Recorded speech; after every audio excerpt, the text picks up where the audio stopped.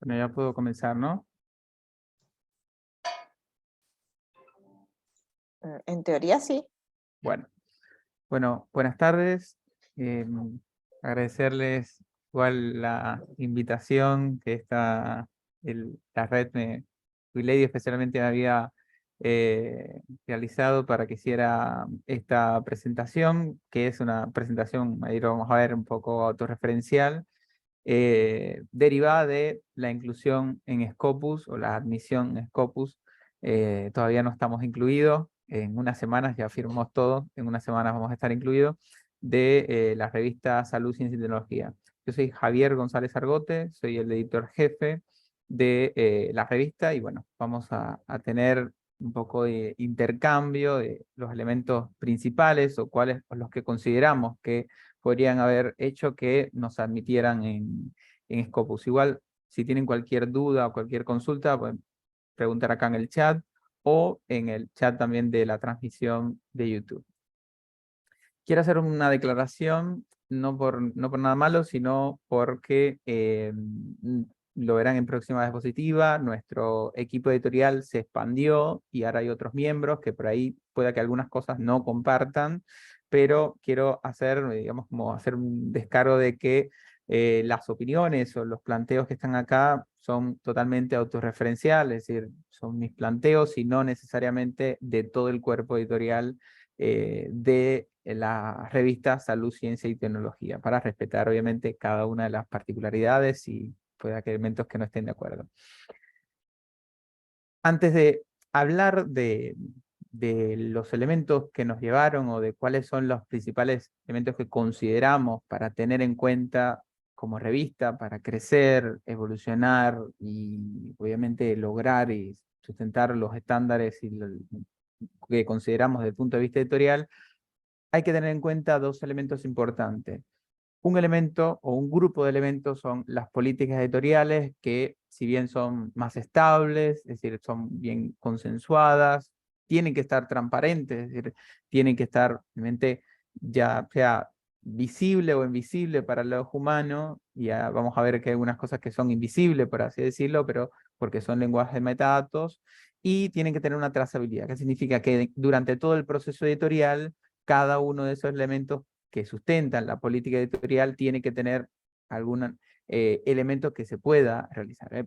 Parece quizás conceptualmente complejo, pero es simplemente todo lo que hagamos que esté en el sitio de la revista y también algunos elementos que estén en las maquetas o que estén en los metadatos de nuestros artículos.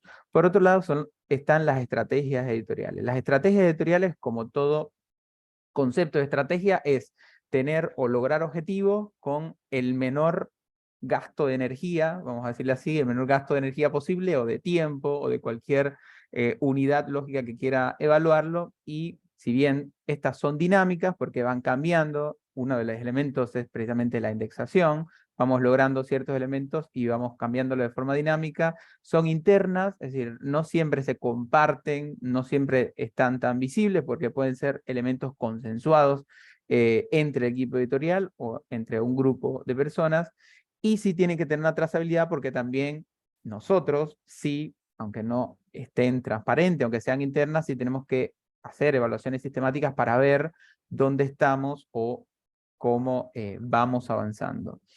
En este sentido, nosotros, pensando en Scopus como una de las bases más grandes desde el punto de vista multidisciplinario, que tiene como característica, no voy a hablar demasiado de Scopus ni hacer una propaganda de Scopus, pero el Scopus tiene dos elementos que específicamente para Latinoamérica son muy provechosos. En primer lugar, que la distribución desde el punto de vista geográfico y temático en Latinoamérica es o se acerca más a la realidad, sobre todo al más alto nivel, y por otro lado también que es una de las bases basadas, mala redundancia, que uno de los índices que son basados en citas y además que tiene mejor calidad de los metadatos y todos los elementos que permiten después hacer bibliometría. Como base de datos, por así decirle, es un medio muy importante a nivel mundial para darle visibilidad a una revista científica, y no el único. Eso es importante también decir.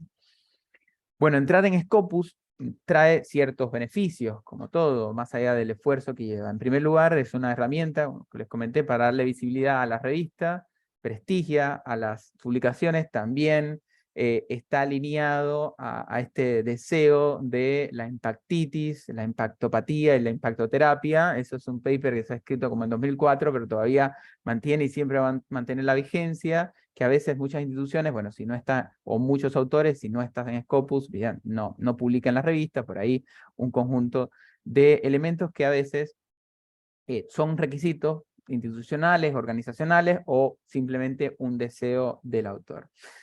Estar en Scopus también nos obliga, o obliga a la revista a tener un mayor rigor desde el punto de vista editorial, a ser más selectivo, a cuidar más sobre todo los procesos y que sean mucho más transparentes, porque la evaluación que tiene obviamente es mucho más estructurada, anual, y bueno, tiene un conjunto de elementos que propician, por así decir, la competitividad estando dentro. Uno de ellos son los cuartiles y la obtención de citas y un conjunto de elementos.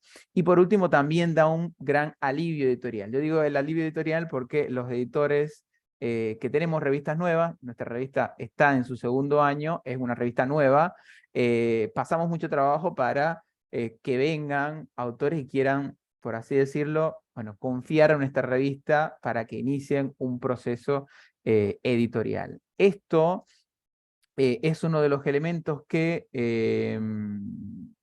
Scopus, por así decirlo, nos da mucha tranquilidad. Es decir, porque al estar en el CIMAO y UNARRAN, o estar simplemente en la base de datos de Scopus, hay más probabilidad de que los autores espontáneamente nos envíen sus artículos científicos. Yo siempre digo que nosotros entramos en Scopus por casualidad. Igual mi psicóloga me dice que nunca diga que he logrado nada por casualidad, porque el nada en la vida es casual. Pero a mí me gusta decir así, quizás por un poco de simbolismo. A mí sí me gusta decir que nuestra revista no se preparó para Scopus. Desde el primer momento, desde el día cero que se concibió, el equipo editorial inicial, es decir, primero éramos 2 y después ampliamos a 5, 2 que concedimos y después se extendió a 5, se pensó siempre en, bueno, un día tenemos que llegar ahí y tenemos que trabajar lo mejor posible desde el inicio por tener los estándares de las revistas, o de la mayoría de las revistas que se encuentran en Scopus. En lo adelante voy a ir presentando, por así decirlo, algunas estrategias y también algunas de las políticas editoriales que trazamos. Lo primero, cuando se crea una revista o cuando creamos una revista específicamente nosotros, ¿qué fue lo que hicimos? Bueno, buscamos, y esto es simbólico, bueno, tener crush y digamos, y también anti-crush. Los crush son personas, es decir, que uno le puede gustar o uno le gusta, pero que es como un amor imposible. Y también tener el contraamor imposible, es decir, la persona que nunca te va a gustar o la persona con la que nunca desearías estar. En este sentido, particularmente, nosotros buscamos esos crush en revistas del Sevier y en revistas de la BMJ. Es decir, nosotros buscamos, no es parecernos por parecernos, ni por simular, sino ver qué estándares editoriales, qué políticas editoriales, cómo funcionaban las revistas, verlas desde lo que se ve por fuera, más allá de la experiencia editorial que cada uno de los miembros del equipo de nosotros tenía, y ver de qué manera podemos implementarlos, integrarlos, obviamente con nuestros recursos, con nuestras limitaciones, pero tratar de tener el mejor estándar posible.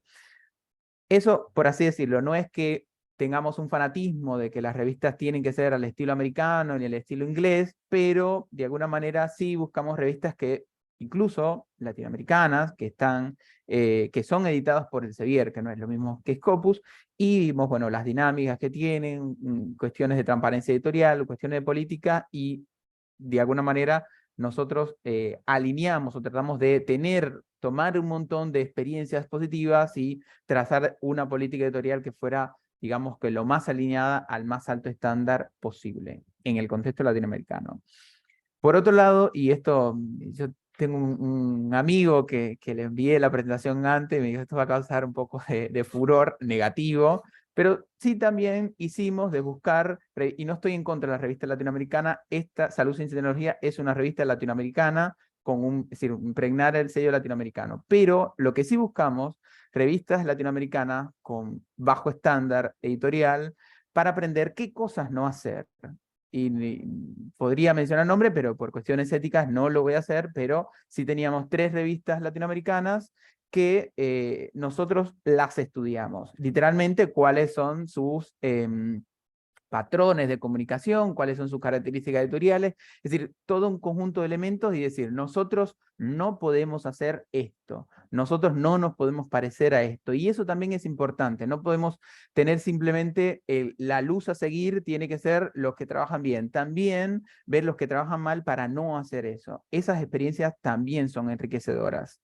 Por otro lado, buscamos también revistas que estuvieran descontinuadas en Scopus, por cuestiones de radar, por cuestiones, bueno, pero buscamos un conjunto de revistas que estuvieran descontinuadas recientemente de Scopus para ver qué cosa hicieron mal, qué cosa los llevó, si son, bueno, si fueron las citas, si fueron que bueno, no tuvieron estabilidad editorial, si bajaron la calidad de los artículos, bueno, qué les pasó a esa revista de lo que nosotros podemos ver desde afuera, bien, como editores. En ningún momento nos contactamos con ningún editor de ninguna revista para tener ningún tipo de asesoría. No porque eso sea negativo, sino porque simplemente queríamos ver cómo se ve por fuera la revista y de alguna manera aprender y tratar de tomar las mejores y las peores experiencias para tener, digamos que, trazar nuestras políticas editoriales. Nosotros teníamos 3 revistas de las que son las Crush y 3 revistas de las que son las anti-Crush, es decir, las que no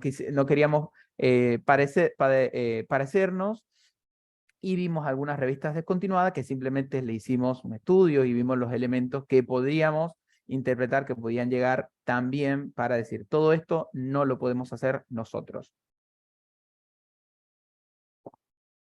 Bueno, y un elemento importante es que cada revista tiene que lograr tener un sello propio. Tiene que tener algo, no es que tiene que ser especial ni único, pero tratar de combinar un conjunto de cosas que sea llamativo o que diga, bueno, esto es Salud, Ciencia y Tecnología y esto no es otra revista, ¿bien? O no es la revista del dedo índice. Bien, entonces eso es un elemento importante que nosotros quisimos marcar, patrones, dinámicas que siempre y ir marcando, sobre todo con un elemento que tuviéramos un conjunto de cosas que nos hicieran desde el punto de vista distintivo. Bueno, después y esto obviamente, la estrategia anterior no fue una estrategia que se hizo en 5 minutos y se hizo un día, se hizo un trabajo de mesa, sino que también cada vez que hacíamos las políticas editoriales, mejoramos, actualizamos, etcétera, porque fue un proceso dinámico, también recurríamos a esos lugares. Pero lo que sí siempre pensamos es que las políticas editoriales, en primer lugar, todo lo que tiene que ver con las normas, todos los elementos, no podría abrumar al autor. No podían ser manuales ilegibles al estilo causas judiciales que tienen 10, 15 libros. No.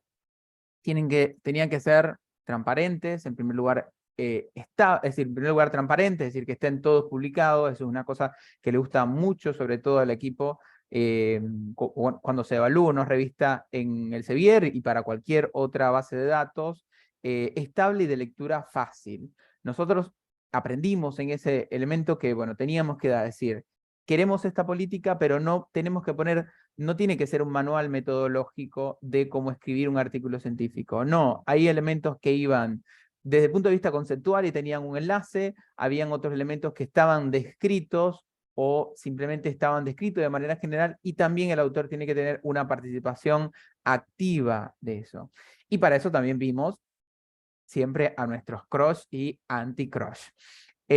Otro elemento importante y pasa mucho en las revistas, y es un elemento a veces que se ve desde el punto de vista negativo, es que todos los elementos de la política editorial tienen que tener una página propia. No puede ser una página de políticas editoriales y ya está normas, consideraciones éticas, política antiplagio, frecuencia, todos los elementos, aspectos éticos, etc.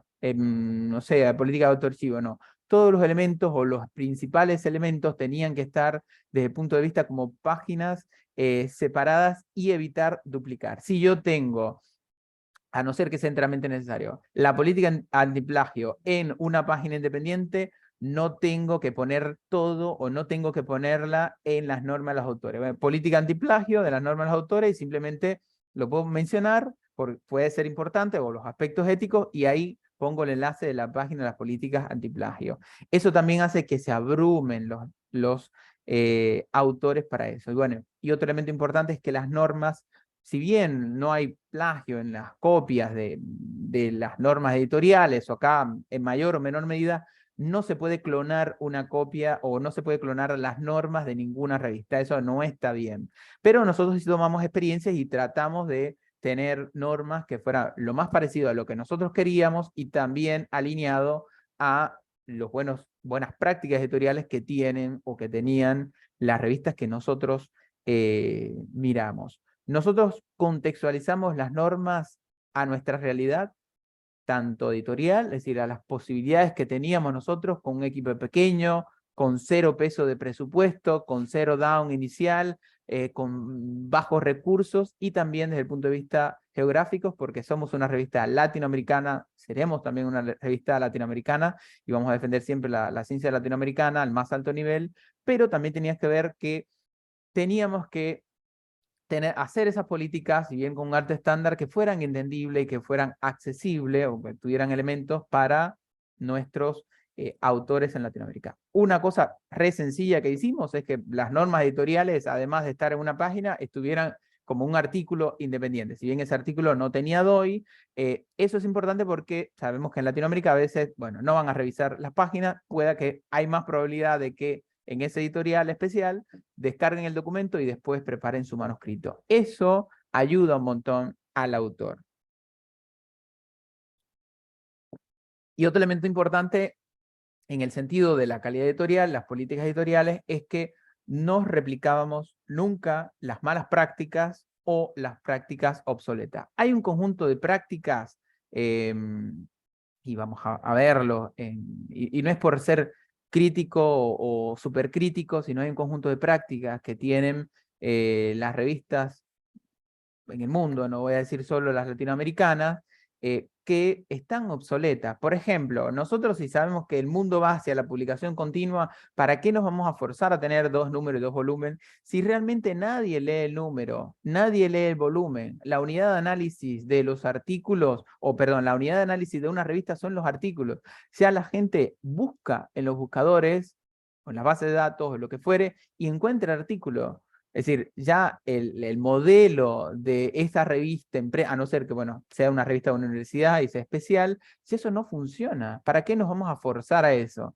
Y esas mismas cosas pueda, y por solo poner un ejemplo, esas cosas pueda que lleve a un fracaso editorial o a un enlentecimiento editorial, e incluso a no poder lograr los números o los mínimos para esos números. Entonces, esas son cosas que, si bien son detalles, pueden parecer pequeños, marcan la diferencia y son, sobre todo, se van acumulando y llega a la fatiga o pueden contribuir a la fatiga editorial del equipo. Nosotros pensamos desde el inicio que la revista debía ser una revista bilingüe, es decir, que fuera una revista que estuviera en español e inglés, recibiera artículos en español, inglés y portugués, pero al menos que todos los artículos, idealmente, o la mayoría de los artículos, estuvieran de forma bilingüe. Y en un momento determinado podíamos recibir artículos en inglés de cualquier nacionalidad porque no había limitación de los autores. Si usted tiene una revista que está en inglés o que tiene una opción ahí en el OJS que tiene poner en inglés o traducir al inglés o lo que fuera, una versión al inglés de su página, todos los elementos que usted tenga, todos, absolutamente todas las páginas tienen que tener traducción. Incluso si es una página que tiene un texto y además tiene una imagen. Eso tiene que estar traducido sin excepciones. Es importante porque hay base de datos, y sobre todo de Scopus, que bueno, ellos van a poner, tenés la opción en inglés, van a leerlo con comodidad en inglés, más allá de que puedan, generalmente ponen a un experto o una persona ad hoc que puede revisar el español o la lengua nativa de, en el caso que no sea el español, de la revista científica académica. Eso es importante. ¿Por qué? Y además, que no sea un inglés traducido por el DeepL o por el Google Translator. No estoy diciendo que no, porque yo pueda que lo use, digamos, por una traducción rápida o inicial. Acá, y digo que es una de las cosas que invertimos, aunque nosotros tenemos, por suerte, una de nuestros miembros del equipo editorial que tiene un muy alto nivel de inglés y nos hace toda esta corrección de estilo, no así la traducción, pero sí la corrección de estilo, y es muy importante, porque si está en inglés, tiene que estar en un buen inglés, no solamente con una buena gramática, sino también con una buena terminología, es decir, tiene que ser un buen inglés técnico. Y lo vamos a ver más adelante, que un elemento importante es que los metadatos, si están declarados que están en inglés, tienen que estar. Bien, eso es importante, es un elemento de calidad o estándar editorial. Bueno, traducido con buen inglés, bueno, tenemos a nuestra editora, a Mabel Bonardi, que es importante nosotros, que además de tener un perfil como editora, además de tener un perfil alineado a la línea editorial de la revista, también tenía un buen nivel de inglés. Ustedes pueden hacer asociaciones estratégicas con programas académicos, buscar en internet. Nosotros, yo les cuento un history time o una pequeña historia que yo hice varios posts en Facebook, en grupos de traductores, y medio que lloré un poquito, y dije, bueno, somos una revista nueva, si alguien quiere ad honorem, y se sumaron 10 traductores. Se sumaron 10 traductores y se sumaron 2 correctoras de estilos que nos ayudaron a traducir artículos, a traducir la revista, a todo. Cero pesos le pudimos pagar. Obviamente no teníamos dinero, malamente teníamos para cubrir todos los gastos que tiene todavía la revista, además que estamos en un default inmenso. Entonces, eso es importante. Uno puede tomar estrategia, así mismo puede ir, no sé, a las carreras de traductorado público, y obviamente debería idealmente buscar un editor que le haga corrección de estilo o alguien que haga corrección de estilo del otro idioma, pero se pueden buscar muchas estrategias y no hace falta tener muchísimo dinero. Obviamente, si tienes para pagar la traducción, genial, pero si no, se pueden usar alternativas. Revisar las traducciones de un tercero antes de hacerlas públicas, eso es sumamente importante. Si tienen a un nativo, mejor todavía, obviamente. No copiar y pegar las normas, es decir, excepto las normas que sí van exactamente igual. Obviamente puede cambiar algunos detalles. Las políticas de Crossmark, para aquellos que hayan adherido o adhieran en el caso que sean miembros de Crossref, y además se alinean a las políticas de Crossmark, es decir, a las versiones, etcétera, que tiene actualizaciones que pueden tener un artículo científico, a las políticas de retractación que realmente están dentro de Crossmark, pero realmente son políticas independientes, y las políticas o las pautas éticas y las políticas antiplagio. Esas pueden ser casi igual a otra revista, porque realmente las políticas antiplagio, es decir, cómo ustedes o qué programas o sitios usan para verificar el antiplagio, qué conducta toman y cómo es que hacen la revisión desde el punto de vista cuantitativo, y que es la coincidencia exacta, y desde el punto de vista cualitativo, que es realmente verificar el plagio. Las políticas de retractación igualmente pueden estar dentro de las políticas éticas, pero es importante. Esto no cambia casi nunca, por eso es que eso lo pueden tomar casi textual de otra revista. Un elemento que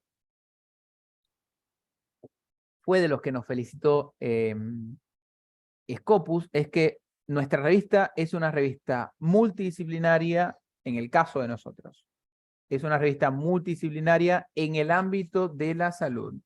No es una revista totalmente multidisciplinaria. Es decir, digamos que el enfoque es precisamente con un enfoque multidisciplinar. No aplica a todas las revistas, pero nosotros, una de las cosas que felicito a Scopus es que decía que el equipo editorial era sólido. Nosotros que tuvimos en cuenta 2 elementos. Primero, el equipo editorial, digamos, de dirección editorial, por así decirlo, lo concebimos de una forma no jerárquica. Es decir, nuestra revista no tiene director, sino que tiene una estructura que tiene un editor jefe o realmente tiene 5 editores ejecutivos, dentro de los cuales uno de ellos es el editor jefe, en este caso yo. Pero nosotros 5 tenemos la misma posibilidad o las mismas responsabilidades desde el punto de vista funcional y jerárquico en la revista. Y cada uno tiene posibilidad de un solo voto. Es decir, no es que, si bien puede que los conduzca el equipo y por así decirlo,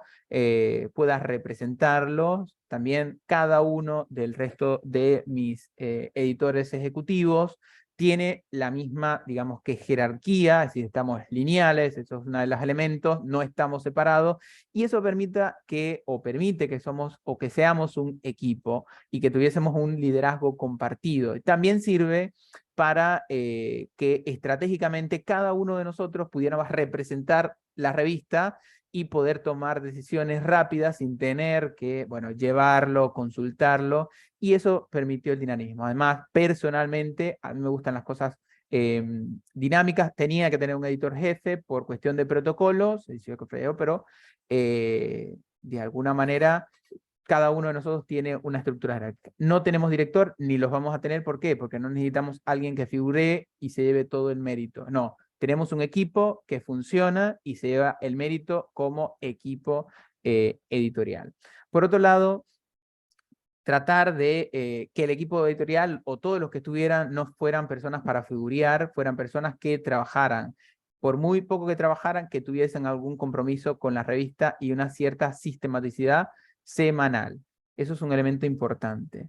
Y para el equipo editorial, propiamente dicho, que en el caso de nuestra revista era conceptualmente multidisciplinaria en el campo de la salud y obviamente, además de la diversidad geográfica que teníamos que tener, también buscamos miembros o invitamos miembros de equipo editorial con un enfoque multidisciplinar. Tenemos, obviamente, primero desde la estructura jerárquica, tenemos los miembros del equipo jerárquico, vemos 2 médicos, 2 enfermeros y una licenciada en ciencias biológicas, y el resto de los miembros tenemos de todas las profesiones de ciencia de la salud y también tenemos de todos los continentes, al menos 3 miembros.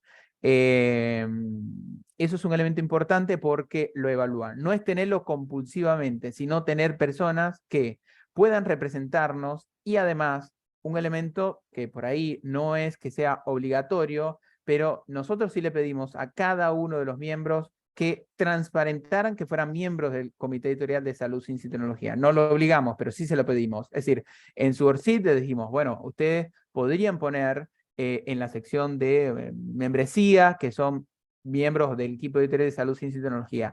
¿Esto por qué es importante? Porque eso, además, es una de las formas. Yo puedo enseñarle cartas de invitaciones, puedo enseñarle correos, pero si está en un lugar que es totalmente visible y transparente, como es el ORCID, que son miembros de Salud, Ciencia y Tecnología, ese es uno de los elementos estratégicamente de decir, bueno, este miembro dijo que sí, porque no voy a hackear, bueno, se puede hackear, pero no es que voy a hackear, no sé, 50 ORCID o 20 ORCID para eso. Y otro elemento importante es que nosotros sí dijimos que si bien no era obligatorio tener ORCID, hay investigadores que no lo tienen, pero en la mayoría que sí lo tuvieran. Lo que sí no pusimos son los enlaces o los links del ORCID. ¿Por qué? Porque esto afea un poco. Mucha info también afea. Bien, tuvimos solo afiliaciones institucionales principal, es decir, solo la institución o la universidad sin poner las facultades, el grado académico y el país entre paréntesis. Para la selección de los miembros, pensamos que el 80% tenía que tener al menos un artículo científico publicado en los últimos 5 años. Para nosotros también, es decir, bueno, son miembros que han escrito, también tenemos académicos, es decir, los dividimos en científicos, académicos y profesionales de manera general, es decir, un conjunto de personas que pueda que no hayan publicado nunca un artículo científico, pero sí tienen prestigio desde el punto de vista profesional, y eso también enriquece y también es la posibilidad de darle a las personas que crezcan y fidelizarlos como miembros del equipo editorial. Y idealmente conseguimos que el 70% tuviese al menos un artículo en Scopus. No sé si lo llegamos exactamente a 70, pero sí estábamos bastante cerca, aunque se amplió un poco en los últimos tiempos.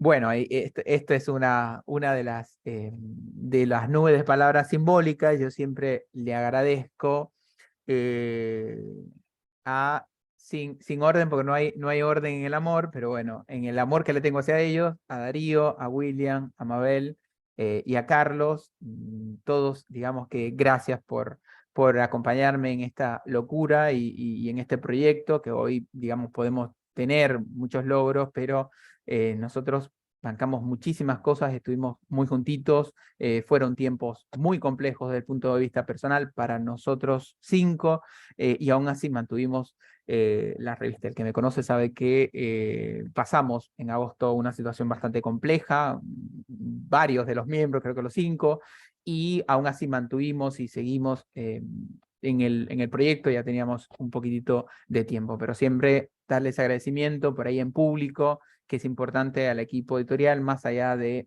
la estima y el cariño que les pueda tener.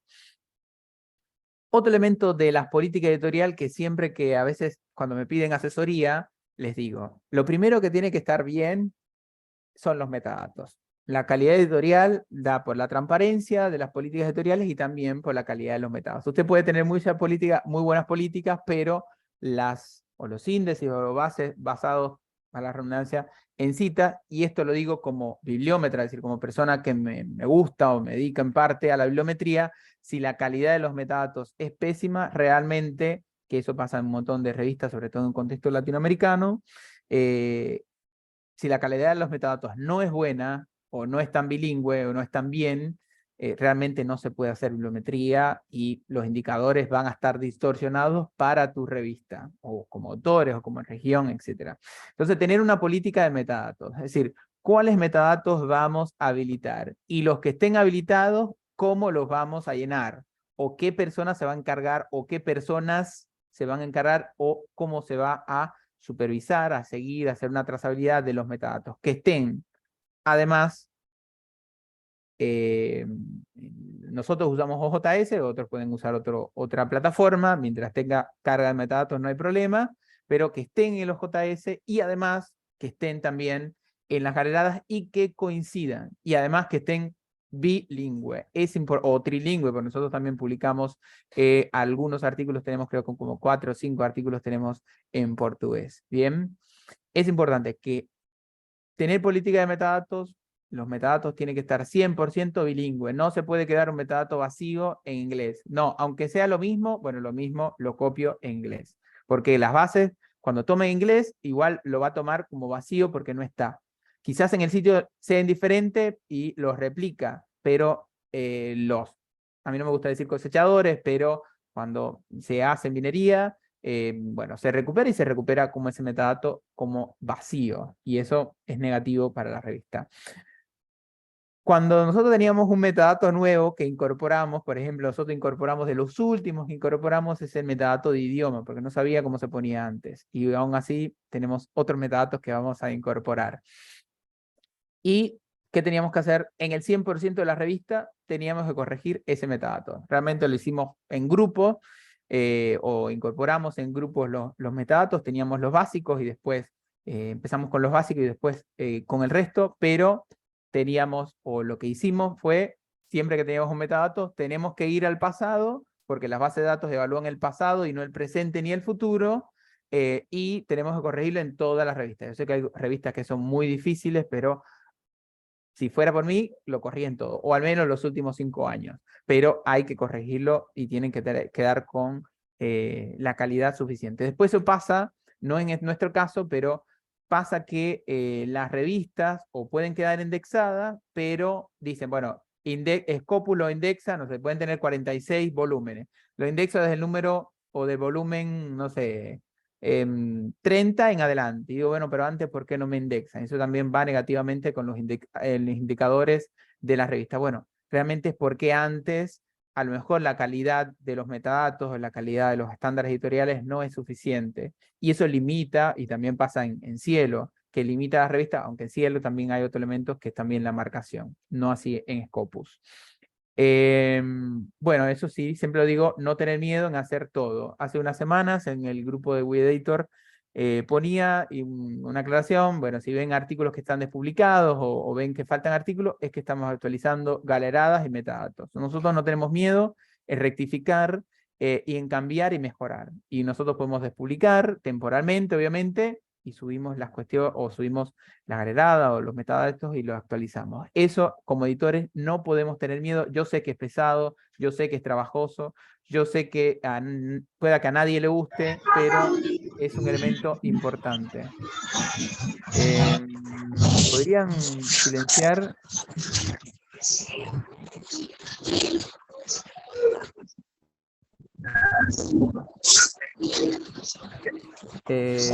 Rosana, ¿podría silenciar un segundito a Yalenis? No tengo el host. Gracias.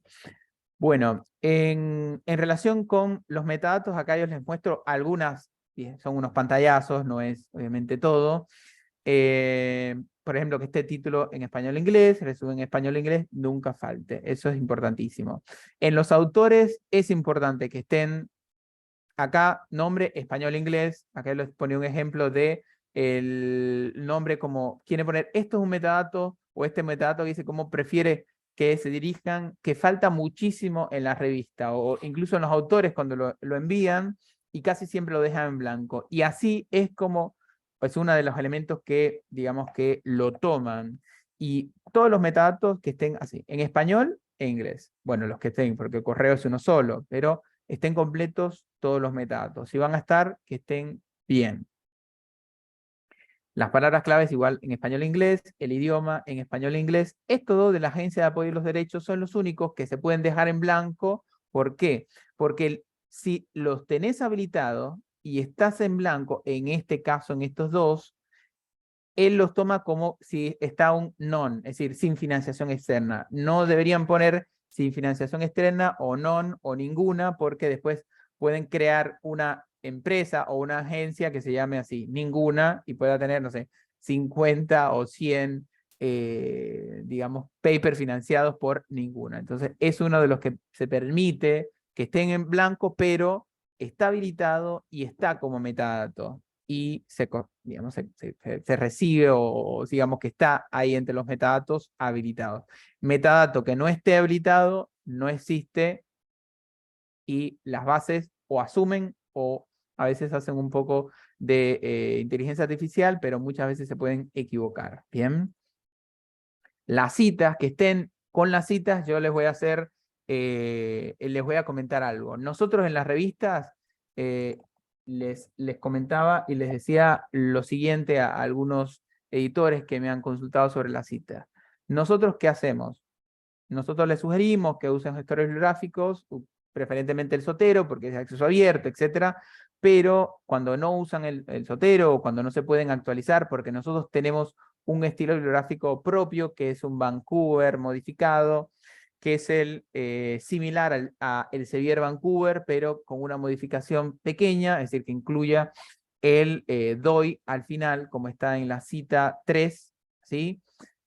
Tiene pequeñas modificaciones que obviamente nos tomamos esa, queremos, obviamente que es o consideramos que es uno de los más adecuados para evitar ruido en el metadato, sobre todo en las citas, y sabíamos que es importante sobre todo la calidad de las citas. ¿Y qué hacemos?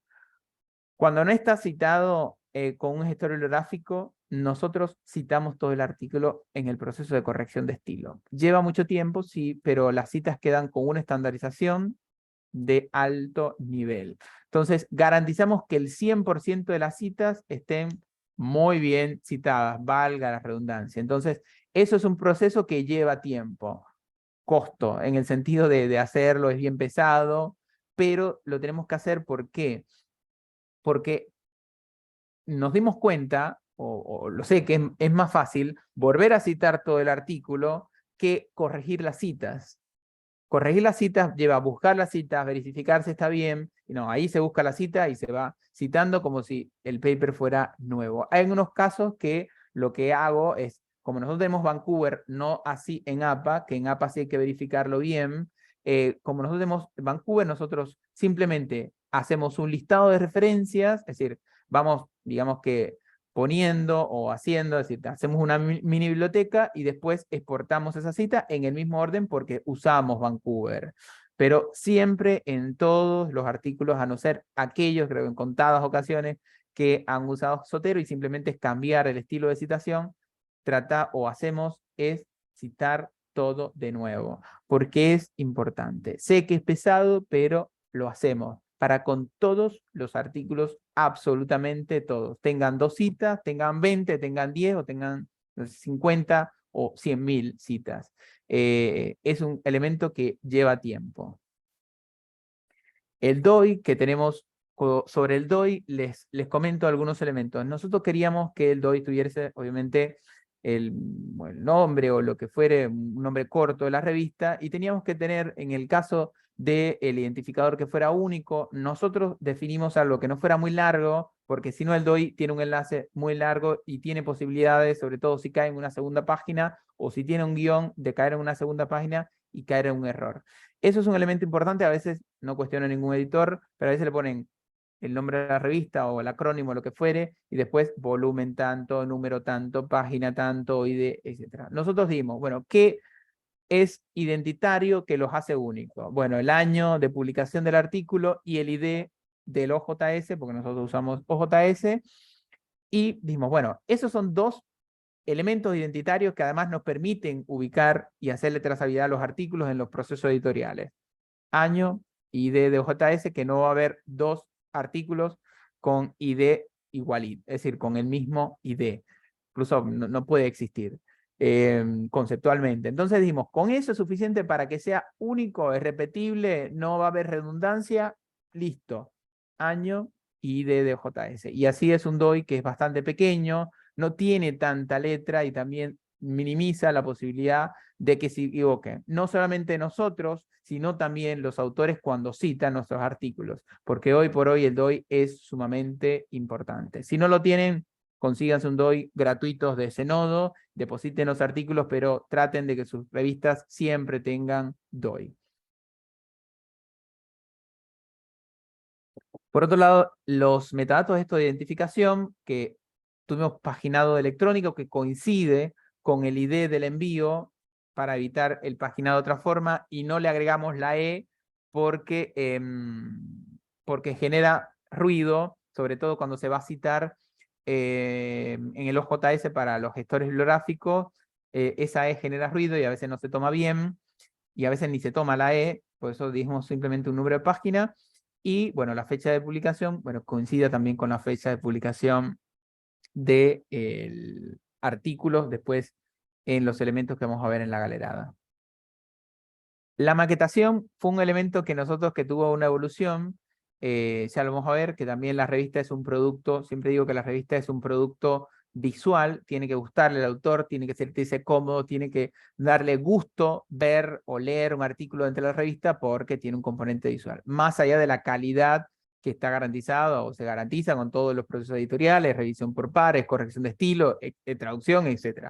Pero también el producto desde el punto de vista visual tiene que ser llamativo, no incandescente. Sí, tiene que ser llamativo, tiene que tener todos los elementos editoriales, pero también tiene que ser un producto lindo. También queríamos que se viera bien, que tuviese un sello propio, que tú miraras el PDF y dijeras, esto es un PDF de Salud, Ciencia y Tecnología, no de otra revista científica. Entonces, hicimos una unificación visual con limitaciones. Hoy estamos haciendo políticas para mejorar, sobre todo, la identidad de la revista como de manera general y global. Política igualmente de lectura fácil. La visualidad no hicimos un OJS que estuviese cargado con muchas cosas, no, con los elementos más importantes. Y hay otros elementos que simplemente no están, es decir, no sobrecargamos la página porque si no parece un bosque, y un bosque mustio, y la gente le da, bueno, como aversión cuando las páginas, sobre todo en las JS, quieren ponerle muchísimas cosas, no estoy en contra, pero se ve a veces sobrecargado, sobresaturado, queríamos que fuera algo tenue, algo limpio, etc. La maquetación que fuera... nosotros siempre preferimos los enlaces ante que las sobreexplicaciones, eso ya lo había comentado anteriormente, y la maquetación que fuera profesional, es decir, no hacer maquetación en Word, si bien es más económico, pero eso no tiene ningún tipo de calidad, ni estándar, ni de metadatos, ni siquiera temporal. ni siquiera como el impress o artículo aceptado, no. Maquetación profesional, en el caso de InDesign, yo no me lo dedico, nosotros tenemos un editor para eso, que yo lo quiero de todo corazón, Adrián. Acá está otro de mis editores, Adrián Vitón, que obviamente ya lo verán algunas cosas porque me aprecia un montón. Entonces, otro elemento es que todos los metadatos que estén en el OJS también estuvieran incrustados en la garelada, visibles o invisibles, porque también sabemos que para importar, sobre todo de los gestores bibliográficos, si están incrustados los metadatos, bueno, se pueden recuperar más fácil y eso le encanta a los autores, ley del menor esfuerzo. Y otro elemento que nosotros o nuestra revista está en contra es de usar plantillas. Las plantillas atrasan porque hacen rígidos los artículos. Los artículos tienen que estar abiertos, chicos. Hay IMRD para formato de artículos originales y formato abierto para el resto de los artículos, más allá de que hayan ciertas estructuras que se delinearon en las políticas editoriales, pero las plantillas nosotros estamos en contra, para no decir una cosa fea. Entonces, no. Los autores envían, nosotros la estandarizamos, tenemos una versión pre-maquetación con todos los datos y le enviamos le envío a nuestro editor de producción, que él se encarga de hacer el diseño en InDesign. Las plantillas, bueno, si a alguien no le queda de otra, maquetar en HTML, pero si pueden aprender, yo sé que lleva tiempo, pero da otra visualidad, da otro estándar. Hay un sitio que se llama Overlap, que tiene como todas las maquetas de las principales editoriales en el mundo, y ahí para enamorarse. Y ahora vamos a ver un poquitito sobre esto. Esto ya está. Nosotros tenemos, y yo siempre me caracterizo por ser transparente para lo bueno, para lo malo, y eso es una de las cosas que me caracteriza en parte, a veces hasta caigo un poquito mal por eso, pero nosotros no tenemos miedo de decir, nosotros tenemos esta maqueta que era un poco fea, igual estaba hecha en InDesign. No, un día dije, no, esto no se ve bien desde el punto de vista estético, le pedí opiniones a algunos conocidos, me dijeron, no, está bastante simple, pero está, viste, no está, podían tener algo mejor. Bueno, buscamos en Overlap y dijimos, bueno, ahí había, creo que me pasé como un día entero viendo diseños, maquetas, le hice unas sugerencias a Adrián y quedó esta, digamos que esta versión final de la maqueta que tiene un poco más de visualidad e incluso nos permitió introducir más metadatos o introducir los metadatos en la maqueta de una forma más dinámica. Nosotros habíamos pensado primero en una estructura de 2 columnas, que si bien se ve mejor desde el punto de vista estético y ahorra espacio, pero sabemos que si los artículos, como van a ser publicados en español y sobre todo van a ser consultados por latinoamericanos y van a tener una traducción al inglés, cuando se tiene 2 columnas, después esto es un elemento negativo, pues la mayoría traduce con el translator, no es que va a ir a leer directamente, o si lo traducen de otra forma, con cualquier traductor, si tiene 2 columnas tiene menos probabilidad tiene más probabilidad de que tenga errores la traducción. Por lo tanto dijimos, una sola columna, si bien no es estéticamente se ve mejor en 2 columnas, pero para evitar eso. Eso es un dato de color que hay que tenerlo en cuenta y también para no hacerle pasar trabajo tanto a mi querido editor de producción. Bueno, esta maqueta tiene un montón de cosas. No es simplemente un PDF, simplemente acá tiene que estar todo lo que está en el OJS. Bueno, el DOI con enlace. Es importante, no solamente que esté ahí. Bueno, todos los datos identitarios de volumen y número, etcétera. Nosotros tenemos política de Crossmark y depositamos, vamos lento, pero lo depositamos, título en español, en inglés. Los autores no le ponemos los enlaces o no le ponemos el texto, porque si no lleva muchísimo, digamos que mucha extensión y se ve estéticamente feo. Entonces, ¿qué hicimos? Bueno, con sistema de logos, el ORCID y para el autor de correspondencia, aunque para 2023 todos los autores, y ahora eso es más adelante, todos los autores que quieran poner su correo, los vamos a poner porque ya tenemos un metadato incrustado que es el autor de correspondencia, corresponding author, y lo tenemos en el OJS.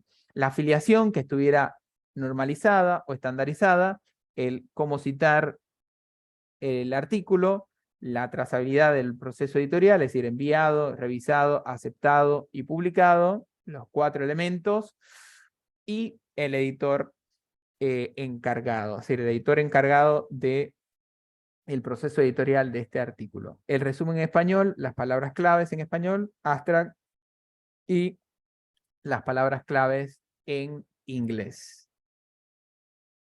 Por otro lado, las referencias bibliográficas, creo que ya lo había hablado, que estuviesen estandarizadas, que estuviesen todas normalizadas, fueran así, estudiar con nuestra revista.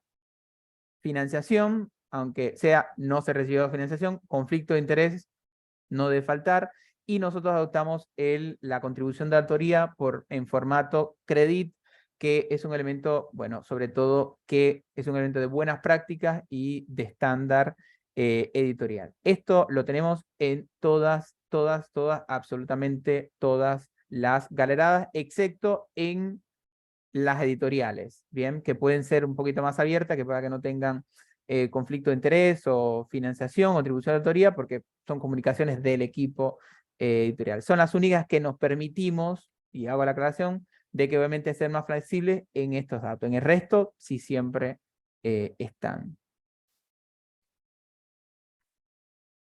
Bueno, ya les conté un poquitito de cómo hicimos en parte para tener o adoptar el lenguaje de la ciencia, es decir, el inglés en nuestra revista científica. Nosotros teníamos como meta de que el 50% de los artículos estuvieran publicados en inglés, es decir, estuvieran traducidos y siempre estuvieran bilingüe, a no ser que el artículo haya sido directamente escrito en un tercer idioma, que no sea el español obviamente, y vamos a respetarlo. Pero tratar de tener el 50% de los artículos en inglés, idealmente ser una revista bilingüe, se publique en español e inglés, o portugués y español, o portugués e inglés, pero que fuera bilingüe, eso para aumentar sobre todo las posibilidades de citar, etc. Nosotros, como teníamos o tenemos una licencia CC BY, bueno, podemos hacerle traducción post publicación sin problema, y nosotros, si bien la traducción va más lenta, se publica en español y después se envía a traducir porque no tenemos fondos, pero tenemos ayudas con los traductores. Lo que hacíamos, bueno, es que acreditamos las traducciones en las galeradas. Esto le servía sobre todo a traductores nobles o traductores que querían ayudarnos o traductores que querían incrementar su portafolio. También teníamos correctores de estilos que hacían lo mismo. Siempre teníamos o tenemos a Mabel Bonardi, nuestra editora, que se encarga de hacer la corrección de estilo de todas las traducciones al inglés. Nosotros, ¿qué hacíamos con los traductores? Eso que dice estrategia de traductores. Además de buscarlos, también le damos el artículo a revisar y le enviamos entre 5 y 10 artículos similares de revistas de alto impacto publicadas en inglés. ¿Para qué? Para que la terminología o la frase que pudiera tener duda pudiese tener como referencia estos artículos. Y la calidad de las traducciones eran sustancialmente mayor. Algo tan simple como eso hizo que cambiara sustancialmente. Además, los traductores tenían una referencia de nosotros, porque los traductores no son siempre expertos en todos los temas y muchas veces no son del área de la salud, pero eso es una estrategia simple que pueden implementar. Bueno, teníamos convenios con universidades, hacíamos reducción de APC, etcétera, porque nuestra revista cobra APC. ¿Cómo acreditamos? Bueno, además de la versión en inglés del artículo, decíamos así, acá con este asterisco, traducido por la traductora, y poníamos su correo electrónico, quizás con un poco de publicidad, por si alguien quería, bueno, necesitaba sus servicios. Eso lo hacíamos, es una cuestión súper simple, que no cuesta nada, de alguna manera, pero sí engrandece, y sobre todo es una forma de acreditar de que indefectiblemente esto lo hizo esta traductora y no otra. Nosotros sí manteníamos el título original en español para evitar duplicidad de los artículos, porque si el idioma original del artículo era en español, la cita se mantenía en español. Otro agradecimiento, y esta otra nube de palabra, con nuestros 12 traductores y nuestros 3 nuestras 3 correctoras de estilo, que le agradecemos un montón, acá sí no puedo nombrarlo, puede ser un montón, pero nuestro más sincero agradecimiento por todo el esfuerzo que han hecho, con presupuesto cero, poniéndole todas las ganas y la verdad ayudando un montón a que nuestra revista tuviese un buen estándar.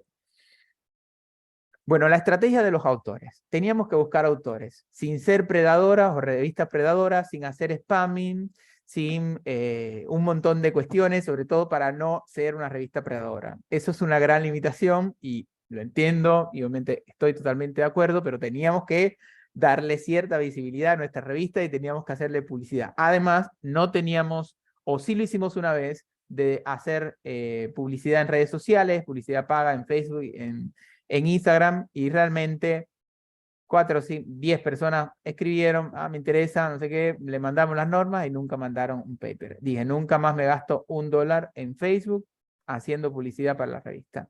Hicimos un flyer en Canva, que esto no, como este que ven acá, digamos, este es bastante simple, es un diseño, le cambiamos los elementos, le pusimos el logo de la revista, los contactos, y los compartimos en un montón de grupos, de editores, autores, de médicos, de enfermeras, de profesionales de la salud, en toda Latinoamérica. Sí, en Latinoamérica. Y ahí, bueno, nos dimos a conocer un poquitito. Bien, inversión, 0. Inversión inicial, el tiempo que nos tardó.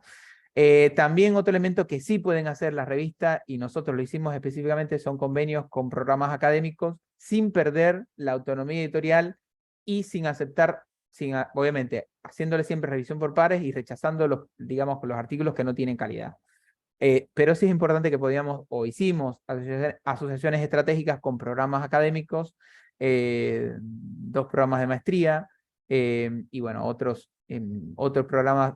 Actualmente tenemos programas doctorales también, de que, bueno, los artículos que deriven, sin costo de APC, sin costo de publicación, bueno, eran bienvenidos y se sometían a revisión por pares en la revista, y si eran aceptados, se publicaban. Eso también para, digamos, que tener artículos de calidad, o tener artículos porque teníamos que tener artículos, teníamos que lograr también los mínimos. En aquel momento pensábamos en los mínimos de Cielo, que tenía un mínimo de 30 al año y deseable 60.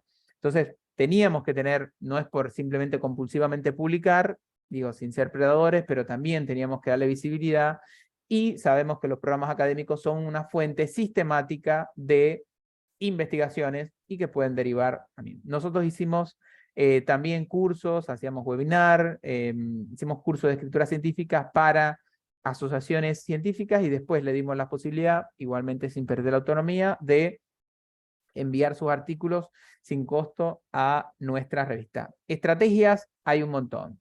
Digo, inversión 0, pero siempre podemos tener elementos para hacer llamado a autores sin hacer spamming, por favor, porque eso es un comportamiento de revista predadora. Bueno, no hacer spamming, invitaciones, no nos funcionó la publicidad en Facebook, eso ya lo comenté. Sí, hacíamos las cartas de aceptación, hay programas académicos que lo piden, sobre todo algunos programas de grado, en Ecuador, Colombia. Hacíamos acompañamiento editorial, es decir, también hacíamos un poco de tutorización cruzada, es decir, el editor que se encargaba no le hacía acompañamiento, pero si el autor tenía cualquier duda, consulta, forma de acompañarlo, es decir, del proceso editorial o de lo que fuere, uno de nuestros editores gentilmente respondía a sus dudas. Incluso había personas que consultaban antes, hacían consultas y después es que enviaban sus artículos, pero eso nos hizo que nosotros, es decir, pudiéramos llegar al autor como una experiencia de usuario, es decir, no como solamente como un producto, como una revista científica, sino también de autores noveles, etcétera, que tuviesen una buena experiencia de acompañar, sentirse acompañado y no simplemente recibido, aceptado, aceptado con modificaciones, con cambios mayores, menores, rechazado, listo. No, esa frialdad no. Acompañarlos en el proceso, que hubiese todo un proceso también de apropiación y de todos los elementos de la revista, y de si sintieran acompañados. Poco, dame un segundito. Bueno, tratar de que las respuestas que recibieran, me dan un segundito, disculpen.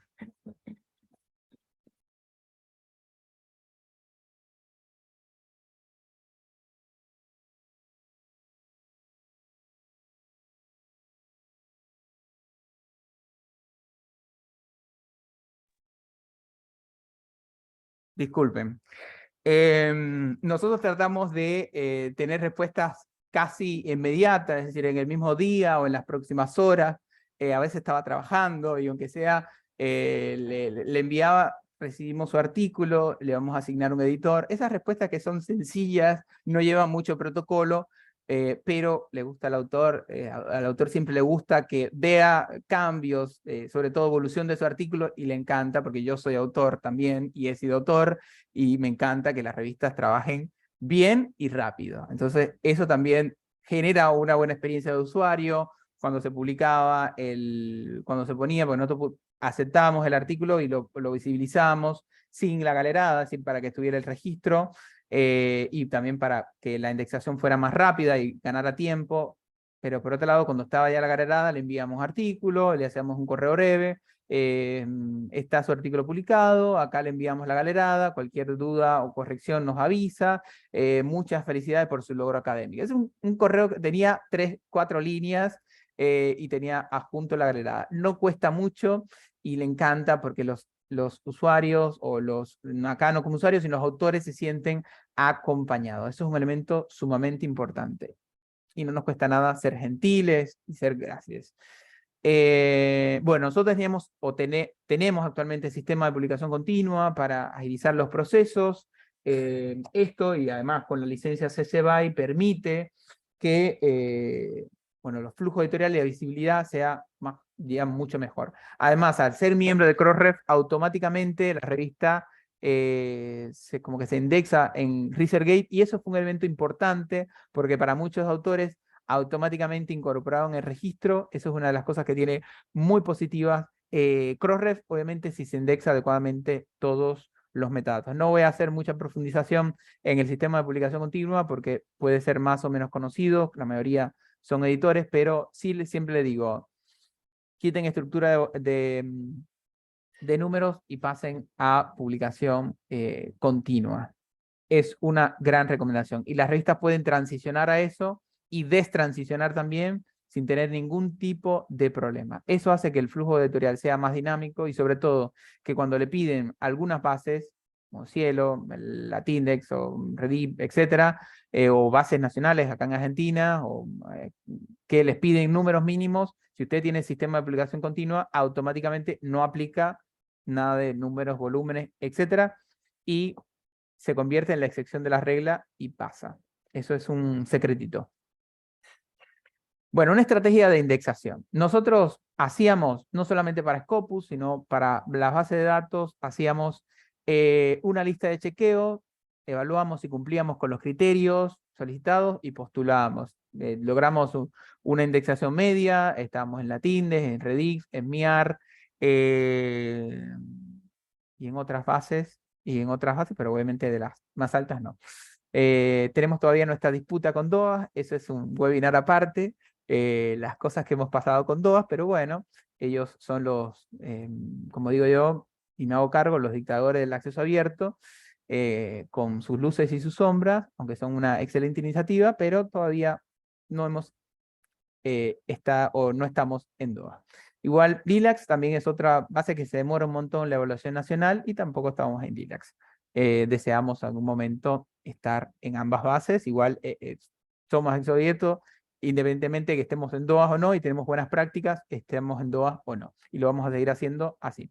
Bueno, evitar incluir en bases, directorios, repositorios de alta incidencia de revistas predadoras, por ejemplo, Index Copernicus, y hay otros también, pero bueno, no voy a mí me gusta hablar de listas blancas y no de listas negras, porque no me gusta estigmatizar. Bastante viví estigmatizado o vivo estigmatizado por haber nacido en un país socialista, así que no, qué peor que eso para estar estigmatizando a otros. Y por último, bueno, obtener todas las acreditaciones nacionales, eso es importante. Si una revista o nuestra revista está en Argentina, lograr todas las acreditaciones y los estándares que piden desde el punto de vista nacional.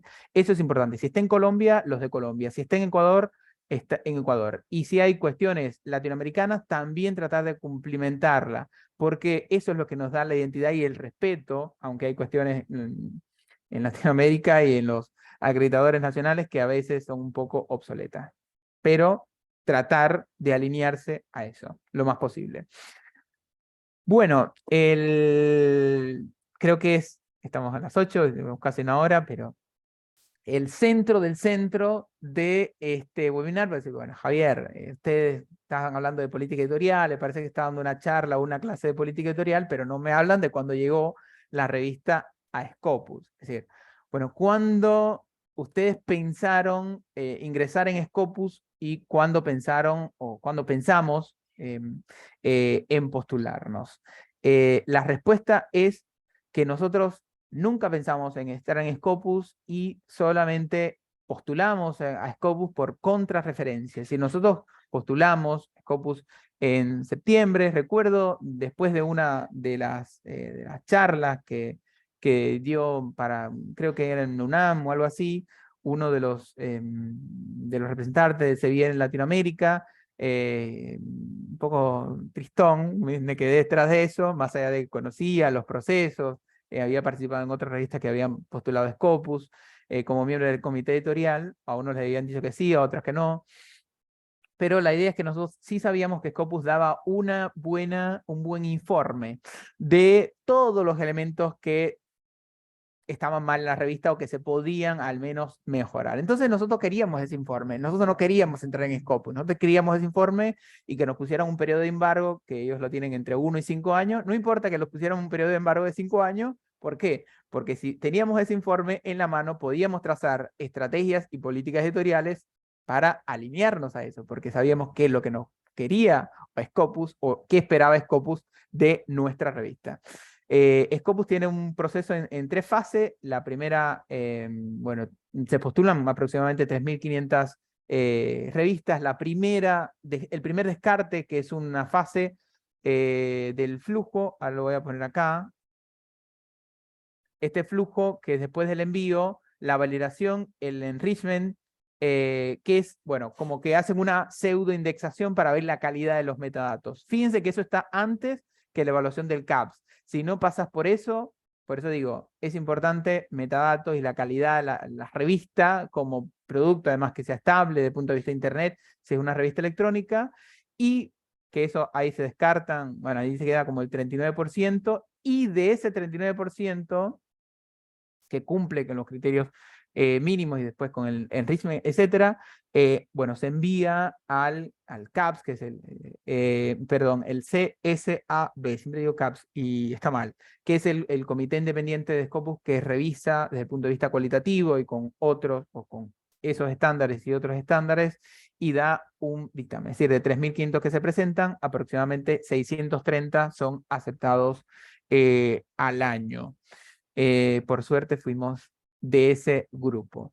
Yo no lo podía creer, fue un sábado, el día antes habíamos recibido la aceptación del CAPS Astra, que es una base periférica de la Web of Science, es decir, que pertenece a una fundación que se llama CABI, y el sábado en la noche me acuerdo que estaba trabajando, estaba preparando un artículo para enviarlo a premaquetación, y recibí el correo y, bueno, llegó.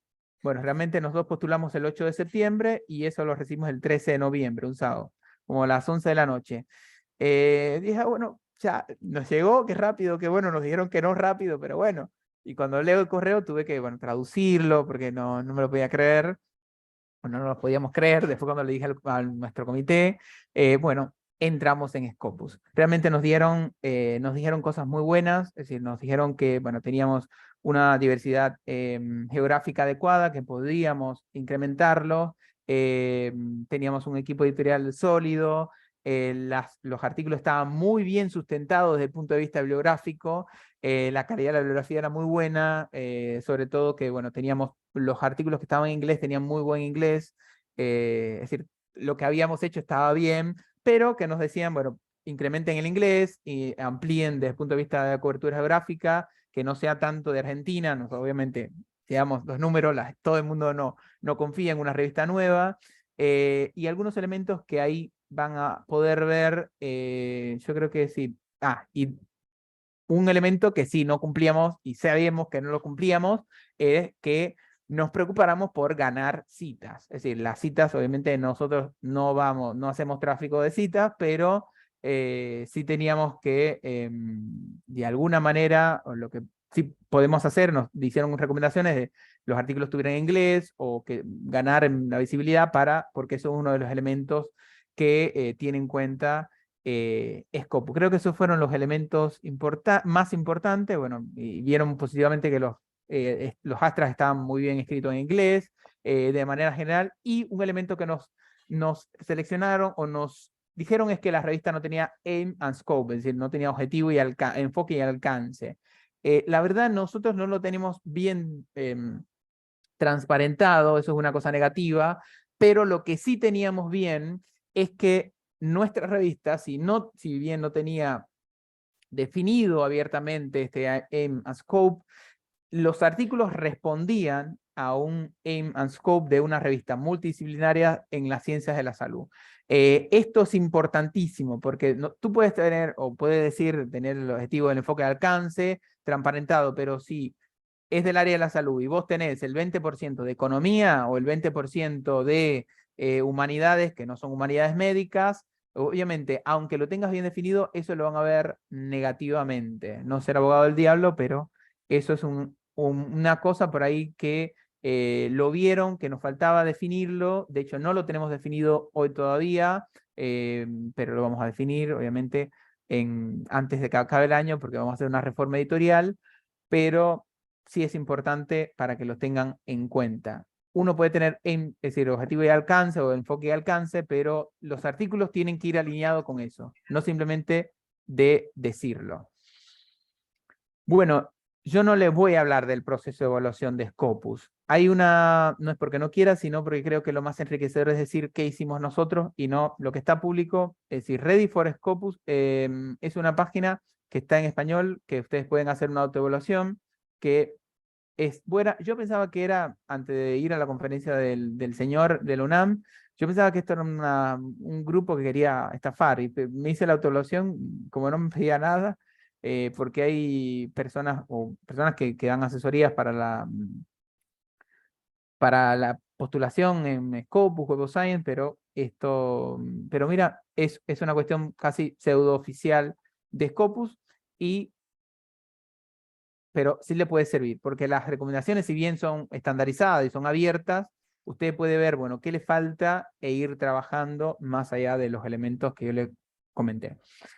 Bueno, ¿y ahora qué viene? Porque la revista es dinámica y tiene nuevos retos, obviamente la entrada en Scopus, y nosotros queremos poner la ciencia abierta y también por ahí estimular a que en Latinoamérica otros editores trabajen con alto estándar. Lo primero que hicimos es una reestructuración del equipo editorial, que si bien hicimos una presentación oficial en sociedad y en redes sociales en días anteriores, creo que el lunes el lunes, nosotros mantenemos la estructura de nosotros 5 como editores ejecutivos. Ahí nosotros tuvimos una pérdida, es decir, uno de nuestros editores ejecutivos no va a continuar con nosotros y se incorpora otra editora ejecutiva sustituyéndolo, y otro elemento se mantiene nuestro editor de producción, Adrián Vitón, e incorporamos 3 editores asociados que la idea es de que estén, bueno, el tiempo que quieran estar, pero la idea es que estén 3 años, que sean prorrogables si ellos quieren, y también si nosotros, digamos, todos queremos que estén, también queremos que se mantengan, pero editores asociados que no solamente, que eso es un elemento importante que nos dijo Scopus, que ganaran autores brasileños y de otros países. Azucena, tenés el micrófono abierto. Estratégicamente tenemos 3 editores asociados que tienen la función es de editores ejecutivos, pero el nombre vamos a tener que decir así como editores, o le pusimos editores asociados porque ellos pueden retirarse en cualquier momento, es decir, no están obligados a ser miembros, es decir, son miembros por un tiempo determinado si así lo desean, o pueden mantenerse estratégicamente en Chile, en Brasil, y un editor asociado, Carlos Canova, de Argentina, que lo queremos tener. Quizás ampliemos un poquitito más, pero eso es una de las estrategias que trazamos. En segundo lugar, la traducción, el posicionamiento en redes sociales, que para eso tenemos una editora que se va a encargar de eso. Bueno, el ideal de la traducción es que, o la meta que nos trazamos, es de que el 80% de los artículos estén publicados bilingües, es decir, que estén en español e inglés, o en al menos 2 idiomas, uno de ellos sea el inglés. Y nosotros vamos a pasar de la revisión por pares a doble ciego a la revisión por pares abierta y la revisión por pares post publicación. Es una cosa novedosa, está actualmente implementada en 12 revistas científicas a nivel mundial, 9 de ellas son del ámbito de la ciencia de la salud, todas ellas son del primer cuartil. Entonces, yo le hablaba a Ulady, la llamé un domingo después que vinimos de una de las reuniones editoriales, le comentaba y me decía una opinión sobre los preprint, pero nosotros tenemos que alinearnos porque eso no significa que vamos a hacer un repositorio de preprint, pero nosotros tenemos que hacerle competencia a los repositorios de preprint con esta forma, teniendo toda una transparencia editorial. La revisión por pares post publicación ya está, más allá de que fue un escándalo en 2013 con FMI Research, pero hoy obviamente tiene mucho prestigio, tiene un camino a seguir que nosotros es el camino que queremos también hacia la ciencia abierta, es decir, replicamos las buenas prácticas y decimos las malas prácticas e investigación también hay que comunicarla, es decir, esto no, y esto no se hace así. Es importante porque, y sabemos que en la historia existe, no sé, el artículo que dio el modelo de Watson y Crick fue rechazado en una revista prestigiosísima, y si no llega a ser publicado en otra revista que también es prestigiosísima, hoy quizás no lo tuviéramos como conocimiento, o los que desarrollaron o descubrieron, hicieron todo un conjunto de experimentos para probar que el Helicobacter pylori era la causa de las úlceras gastroduodenales, también fueron rechazados, y así podrían estar hablando un montón de ejemplos. Entonces, nosotros apostamos por la ciencia abierta al más alto nivel, y yo creo que ahora estando en Scopus no podemos dar este lujo. Si nosotros implementamos eso sin estar en Scopus, nos tachan de predador, de revistas predadoras de una. Pero bueno, lo queremos hacer, y es una de las cosas que también va a aportar un montón al enriquecimiento y que los artículos evolucionen. Y realmente que es la idea de la ciencia abierta. Bueno, como consideraciones finales, ya voy a cerrar casi. Siempre digo que, bueno, la idea no puede ser pensar en postular Scopus, sino trabajar por tener un estándar editorial alto e ingresar a Scopus, para ingresar a Scopus. Dedicarle tiempo a la revista y tener un equipo editorial rinde más que tener recursos. A veces hay revistas que son de instituciones y a veces los editores por ahí le dedican muy poco tiempo a eso, o son independientes, etc. Las políticas editoriales transparentes ante todo, y lo que vos digas que están, si dices, tu proceso editorial tarda 60 días, tratar de que eso se cumpla, a no ser que sean contadas excepciones, y también que tenga trazabilidad, que tú puedas demostrar eso. Recuerden que los autores leen los artículos y ven otros artículos y ven, bueno, el tiempo de envío, aceptación, eso lo ven, y es uno de los elementos para enviar un artículo. No es, obviamente, y tampoco es mentir en este proceso, que se cumpla y que sea realmente fidedigno. Siempre mirar para adentro, no tener miedo a corregirlo todo, eso es un elemento que nosotros tenemos que hacer, y siempre pensar que las bases miran el pasado de la revista, aunque sea el pasado inmediato, no el futuro. Entonces tenemos que corregir lo que sea necesario al pasado. Las políticas claras y orientativas valen mucho más que políticas extensas e inentendibles. A veces hay revistas que vean, no sé, referencia bibliográfica con estilo Vancouver, y pones el enlace del CMJE o le cargas el PDF de las Vancouver o un enlace de donde esté publicado, pero no pongan ejemplos. En primer lugar, porque las Vancouver son dinámicas, cualquier estilo de situación, me refiero, es dinámica y evoluciona, y después tienes que estar actualizando. Por otro lado, es que ya nadie lo hace así, bueno, lo hacen muy poco o estimula más a que usen gestores. Entonces, cuando promuevas usar, prefiere plantear una herramienta o dónde lo puede encontrar antes que poner un choclo de un montón de texto que es a veces excesivo. Y bueno, profesionalizarse, tratar de no solamente parecer una revista profesional, sino serlo y tratar de hacerlo mejor y no hace, como ustedes vieron, esto es con total sinceridad. Yo siempre que hablo, y el que me conoce ha hablado conmigo, antes de entrar en Scopus, después, cuando sea, siempre yo soy Javier, el mismo, y le hablo con sinceridad. Nosotros hicimos eso y esto es lo que hicimos. Y vean que muchas de las estrategias fueron con bajos recursos, pero dan resultados. Yo soy muy fanático siempre de la aviación, amo volar en avión, amo la aviación. Y siempre digo que una de las cosas que admiro de los pilotos es que no tienen que sabérselo todo, entonces que ellos son muy organizados. Entonces, yo le digo que como editores debemos ser como los pilotos. Si todo está bien configurado, el avión despega con nuestra intervención mínima y aterriza con, bueno, con mínimas intervenciones ajustando ahí detalles. Si pasa algo, cae en pérdida, lo que fuere, los pilotos, el piloto y el copiloto, sacan su lista de chequeo, buscan, corrigen, revisan todo con total tranquilidad. No entrar en pánico jamás. Por un rechazo, a nosotros nos han rechazado de DOAS por cosas que me parecerán medio tonto, y de bases de datos, de lugares, hemos ido a hacer presentaciones, la gente, o hemos ofrecido a la revista, por ejemplo, para hacer una memoria de evento, no ha dicho, ¿están en Scopus? Ah, no, no, si no están en Scopus, no. Ah, bueno, está bien, gracias. Chao y adiós. Hemos ido a programas académicos, nos han dicho que no, hasta que no estén en Scopus no vengan, pero nunca entrar en pánico. Trabajar bien, que la suerte siempre premia. Hay una frase que dice, ser bueno es el único modo de ser dichoso. Si ustedes trabajan bien, la revista va a crecer. Bueno, moraleja, los pilotos no deben saberlo todo, solo deben ser disciplinados, organizados y apegarse a los protocolos. Y al final del día, las personas los van a aplaudir simplemente por hacer su trabajo, porque son pilotos y tienen que pilotear el avión y llegar seguros a todos los lugares. Así que muchas gracias y acá el momento para que pregunten lo que ustedes deseen. Muchas gracias a ti, Javier. Muchas gracias por todo este conocimiento compartido. Yo tengo unas cuantas anotaciones ya hechas. Yo te dije que te iba a pedir el favor de hacerme una revisión para el caso de mi revista y bueno, seguimos aprendiendo con el tema de Scopus, ¿no? Tenemos varias preguntas. Yo te voy a leer las preguntas que tenemos en YouTube para que tú despejes las dudas que tienen. Por ejemplo, una de las preguntas es que si los editores ejecutivos hacen parte de la misma institución. No.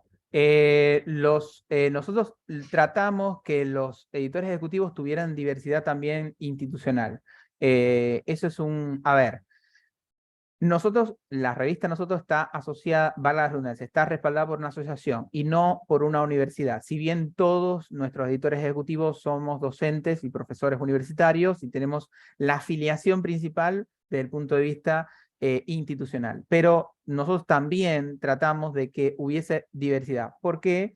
Porque si bien nuestra revista no responde a una universidad en específico, a ninguna universidad, sí tratamos que fueran de diferentes instituciones. Nos conocemos, pero eso es importante, que los editores ejecutivos no todos sean de la misma institución. Inviten a personas, formen personas, inviten gente nueva que quiera aprender, quiera profesionalizarse, quiera acompañarlo, a lo mejor por un tiempo, a lo mejor lo ponen no como editor ejecutivo, pero a lo mejor como editor asociado en funciones ejecutivas, y eso también puede ganar. Sí, ahí respondiste a mi pregunta, que también te iba a preguntar si pertenecían a una institución o a una asociación. Bueno, pertenecen a una asociación. Te felicitan por el tema de el aplanamiento, pues digamos, de la estructura, ¿no? Que hace que sea como más, sin dejar de exigir, como que sea mucho más transparente el proceso, ¿no? También José Arias hace la pregunta de que él tenía entendido que Scopus solo revisaba cuando las revistas tenían más de 2 años. ¿Qué sabes tú si esto es así, si es así o no? ¿Qué les dijeron a ustedes? Yo le voy a ser totalmente sincero, yo no trabajo en Scopus, obviamente, ni conocemos a nadie en Scopus. Yo tengo 29 años y nuestra revista tiene dos volúmenes. Y lo digo no por creerme superior a nadie, sino por decir que obviamente no puedo conocer, además nací en Cuba, ¿viste? Como que no tengo ni familia ni tengo ningún tipo de relación con nadie que trabaje ahí. Yo creo que Scopus eh, lo que vi en nuestra revista y lo que, como digo yo, el no sé qué, eso es un poco latino, decir el no sé qué, es que vio que nuestra revista, si bien pueda que tenga 0 citas en Scopus, porque eso puedo estar yo 100% seguro, y si la revista, si bien no tiene, está viviendo su segundo año, todavía no lo ha cumplido, porque lo vamos a cumplir en marzo del año que viene, en abril, perdón, del año que viene, nuestra revista yo sí puedo decir que tiene un alto estándar editorial. Entonces, yo creo que Scopus estratégicamente prefiere una revista nueva como un alto estándar editorial ante todo. Y le voy a poner un ejemplo simple. Y nosotros no somos Frontier. Hay varias revistas en Frontier que entraron con un año, cursando el primer año. ¿Pero por qué? Nosotros no somos Frontier, y eso yo sí lo sé, porque yo hago bibliometría y sigo revistas, no de hoy, de que era estudiante de medicina, que era editor de una de las revistas.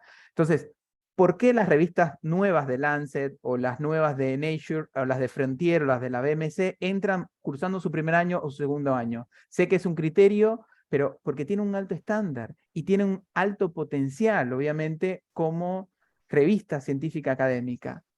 No trabajo para Scopus y obviamente respeto y hago este disclaimer. Pero yo creo que esto pasa porque los miembros del CAF dicen, esta revista tiene potencialidades y vamos a darle la oportunidad. No hace falta hacer una revista con 48 volúmenes. Si tienes un buen estándar, no estoy en contra de las revistas que tienen 48 volúmenes, nosotros vamos a llegar ahí y admiro, he trabajado en revistas como Medical Education Online, es una revista prestigiosísima, y otras más. Pero yo creo que lo que vio el comité en nosotros es decir, ustedes lo están haciendo bien, lo están haciendo a un alto nivel, lo están haciendo desde Latinoamérica, porque ese es otro elemento, la representatividad. Scopus quiere representatividad en Latinoamérica, pero que sean revistas buenas, que sean revistas que tengan un buen estándar, un alto estándar editorial, no sean revistas que estén, digamos, ancladas a una institución, tomando efecto Mateo de la Universidad de la Luz Eléctrica o la Universidad Brillo del Espíritu Santo, pero que la revista, si bien pertenece a una institución buena, no tiene un buen estándar o no tiene una buena guía. Es totalmente mi opinión. Yo creo que eso es lo que creo que vio el comité en nosotros, más allá de los indicadores. Gracias, Javier. Caridad nos dice que excelente presentación, que conoce la experiencia de DOAC y que cree que la concepción editorial basada en el acompañamiento contribuye a comprometerlos en el rol, digamos, a los autores y como usuarios de la revista. Yo también considero que esa fue una buena estrategia. Luego en el chat de Zoom, pues Alejandro Valencia dice que es súper interesante todo el trabajo de la revista. Gracias por compartir la experiencia. Azucena nos dice excelente capacitación. Wendolin, nutritiva información. Rosana también te felicita por la presentación. Analía también, que gracias por compartir la información. Rosana dice, muchos aspectos de interés que incluso nutren a revistas que están en Scopus. Es decir, no solamente las que no están, sino también aprender las que están, ¿no? También Ana Acosta nos dice felicitaciones, excelente trabajo el que hacen desde la revista. Gregorio también te felicita. Te Dame hacen un una pregunta. segunditito antes de que eso. Adelante. Y yo digo que el estar en una base no te hace infalible. Porque, digo, una de las cosas que dije es, hay revistas que están descontinuadas de Scopus. Y de la misma manera que entran, así hay un montón que salen. Digo, estar en una base es un reto aún mayor. Siempre como editores, y esto lo digo, no siempre tenemos que estar abiertos a evolucionar, a crecer, independientemente de la base que estemos, a innovar, a poder mejorar, porque eso es nuestro trabajo como editores, más allá de que se estén en Scopus o llegamos a la panacea Scopus, WebOSign, PubMed, todas las bases de alto nivel. Entonces, eso es importante evolucionar como revista. que se Sí, puede. Catherine te dice que cómo haces para mantener a los revisores comprometidos. Bueno, nosotros a los revisores comprometidos, nosotros hacemos dos políticas. Tenemos una política de renuncia y tenemos una política de renuncia que es medio interno y tenemos una política de premio que es, bueno, certificamos las revisiones. Nosotros nos registramos en Plugons y nuestras revisiones se pueden acreditar ahí, incluso antes de estar en Scope. Entonces, escribimos, digamos, registramos el certificado que nosotros emitimos, y eso también le gusta a los revisores, también nos da publicidad gratuita, porque si un revisor lo pone en sus redes sociales, le está dando publicidad a la revista. Entonces, eso es importante. Y por otro lado, es que nosotros le ofrecemos a los revisores un descuento del APC no como autor, sino como institución. Entonces, estimulamos que, decíamos, la idea no es que publiques vos, pero si en tu institución alguien quiere enviar un paper, tiene este descuento. Bien, a veces, muchas veces le damos una subvención completa, pero eso a su vez nos daba publicidad a nosotros en esa institución, porque supongamos que tenés un cupo, obviamente no garantiza ninguna aceptación editorial, eso no interfiere en los procesos editoriales, pero quizás tenía una investigación otro grupo contrarreferente y quieren, digamos, lo pueden utilizar. Son estrategias, y si tiene 0 APC, mejor todavía, pero teníamos y siempre buscábamos muchos revisores.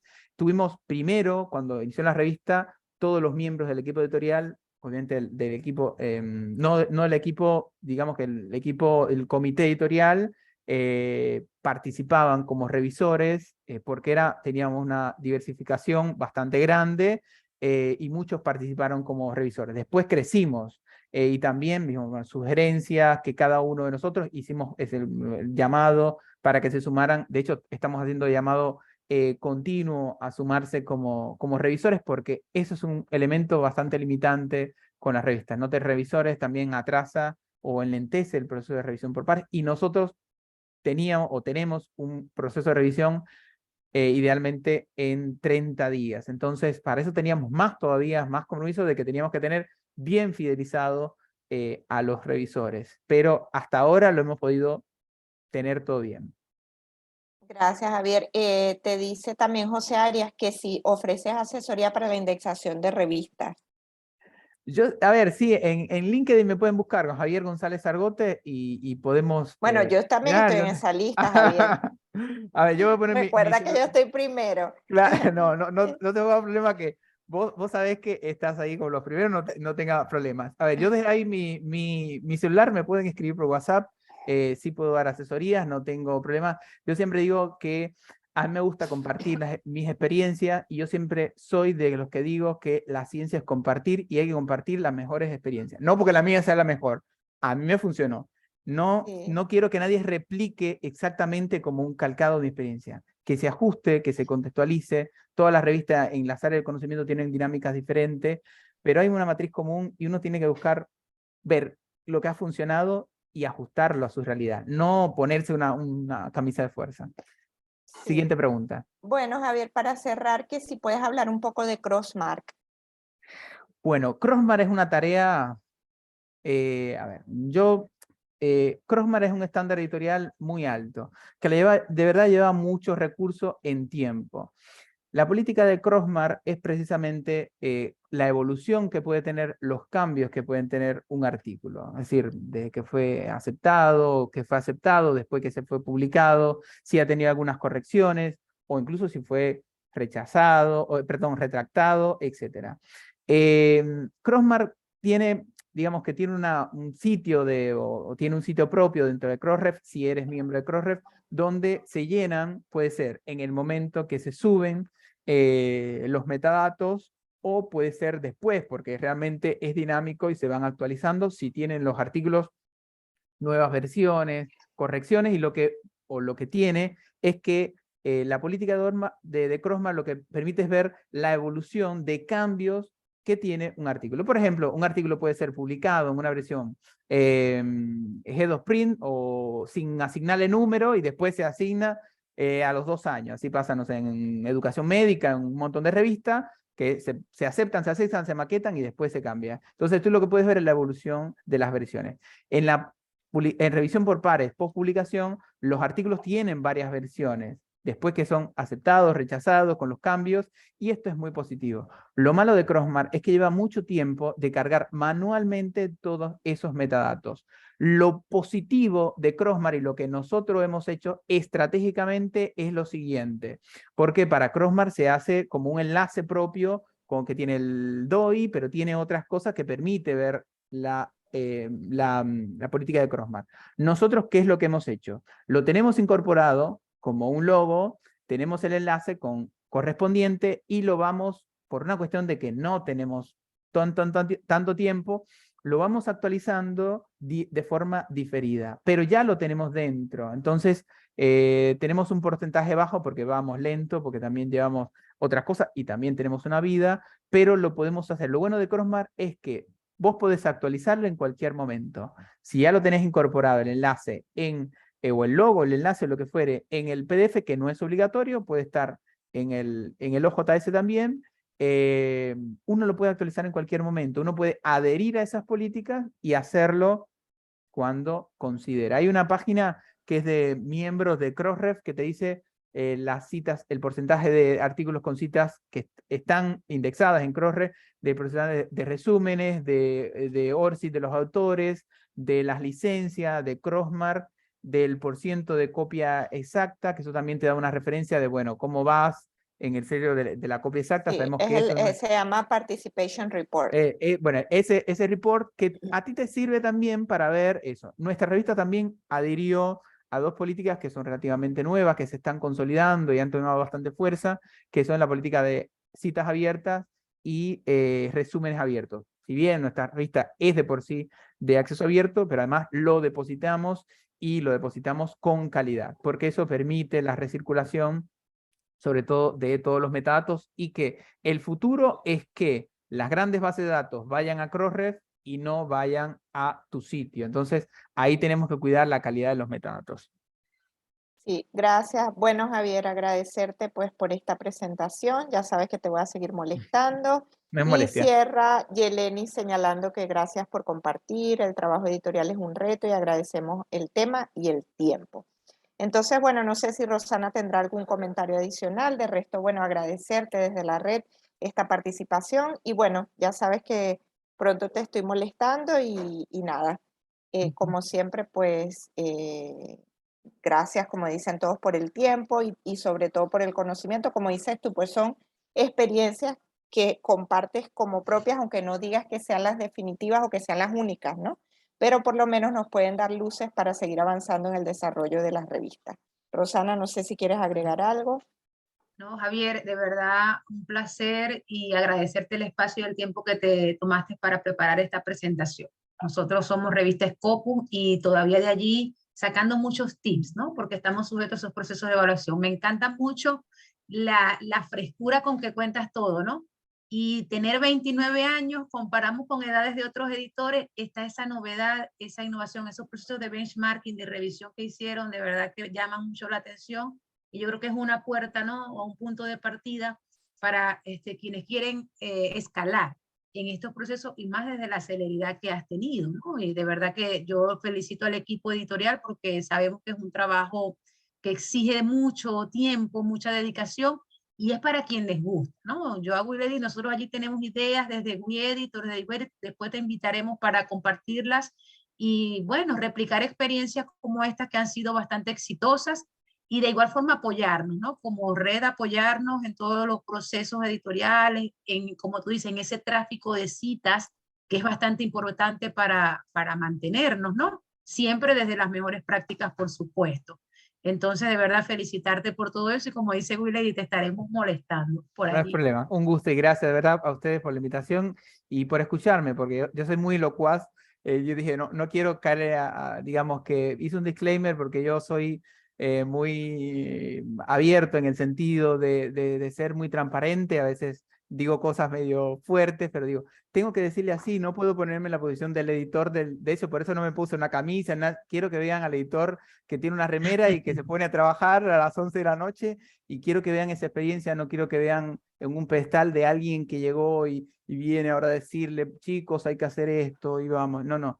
Quiero que vean a alguien que, como ustedes igual, porque yo conozco el trabajo de Guley, del resto, de un montón de personas de la red, y digo, quiero que vean al editor como una persona que lo pone todo para que la revista avance. Y eso es lo que tenemos que hacer todos los días. Bueno, muchas gracias. No sé, Rosana, si tú detienes Sí, ya lo hice. la transmisión y yo la Detener la grabación grabación también, también. por favor.